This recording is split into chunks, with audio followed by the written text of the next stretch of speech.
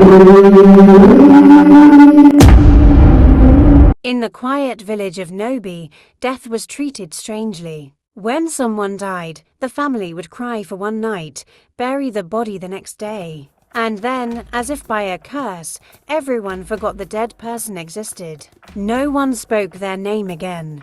No one visited the grave. Even family members behaved like the person had never lived. But at midnight, their graves trembled, and a cold wind swept through the land. Children whispered that the forgotten ones walked the village with hollow eyes, searching for those who abandoned their memory. A boy named Obioma lost his mother. After the burial, he woke the next day and found everyone his father. Sisters, neighbors acting as if she had never been born. "Who is Mama?" they asked when Obioma mentioned her. Confused and trembling, he alone remembered her laughter, her voice, her cooking. That night, as the moon turned red, he heard knocking at his window, slow, heavy, and wet. When he looked, he saw his mother's pale face, her eyes filled with shadows. She whispered, "Do not let them forget me." Obioma followed whispers into the forest. There, under the huge Iroko tree,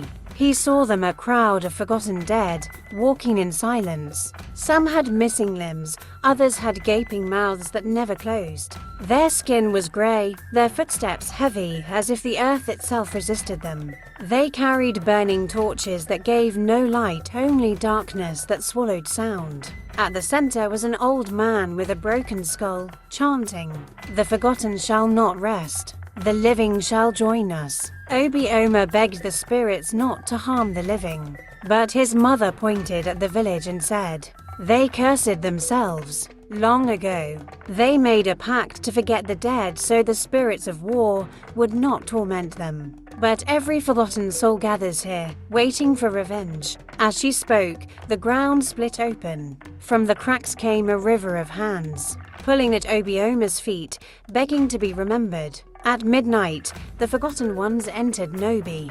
Doors swung open on their own. Fires burned without smoke.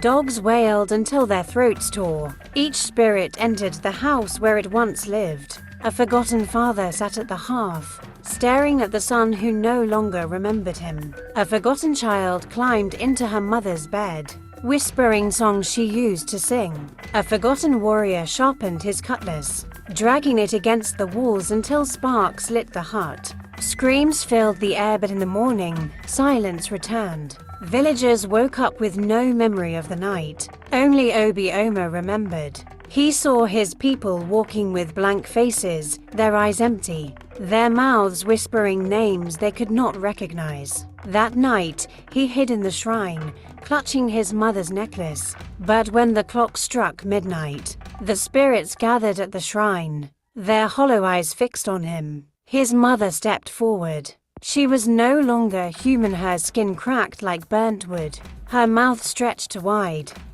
She whispered in a voice that chilled his blood, "If you are the only one who remembers, then you must carry us all." The spirits rushed at him, hundreds of them, their cold hands pressing into his chest. Obioma screamed as his body turned pale, his veins black. By dawn, the boy was gone. The villagers forgot he had ever existed.